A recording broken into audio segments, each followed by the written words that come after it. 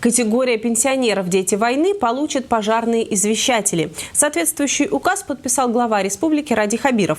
В Давлеканово за установку приборов отвечает служба профилактики пожаров. Инструкторы уже начали работу. Об этом далее. Лена Сарваровна Галямова родилась в 1939-м и с самого раннего возраста испытала на себе все тяготы военного времени. По закону, принятому в прошлом году, пенсионерка относится к категории «Дети войны», а значит, имеет право на бесплатную установку пожарного дымового извещателя. Прибор считается эффективным средством передачи сигнала о возгорании. За его установку в Давлеканово отвечают инструкторы Центра профилактики пожаров Госкомитета Республики по чрезвычайным ситуациям. Детство есть детство, хоть и голодные, хоть и холодные, но мы... Как только была возможность, выходили на улицу и играли. Отец не вернулся. До 4 класса я училась у деда с бабушкой, а потом меня забрала мама. Потом уже было полегче, война кончилась, хлеб появился.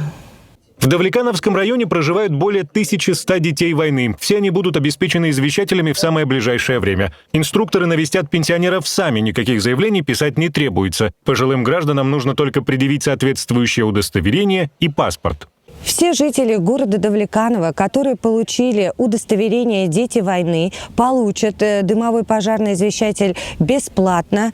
Но те, кто хочет его получить быстрее, могут обратиться в городское поселение города Давлеканово. С каждым пенсионером сотрудники Центра профилактики пожаров проводят подробный инструктаж по эксплуатации извещателя. Гостей бабушки и дедушки встречают приветливо и зачастую делятся с ними пережитыми событиями детства и юности. Я ездила везде, работала на торфу, работала где тяжелее, где лишнюю копейку платят нам. Я из большой семьи. Я у матери 12-й, у отца 17-й.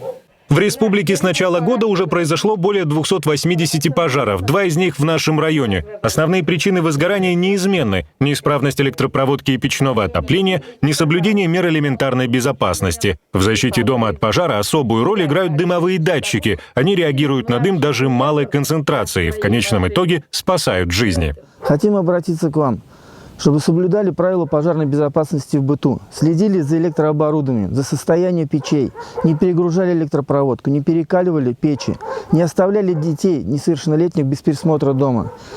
Оборудовали свое жилье дымовым пожарным извещателем, огнетушителем. Страхуйте свое жилье, берегите себя и своих близких. Информационная служба Давлеканово ТВ.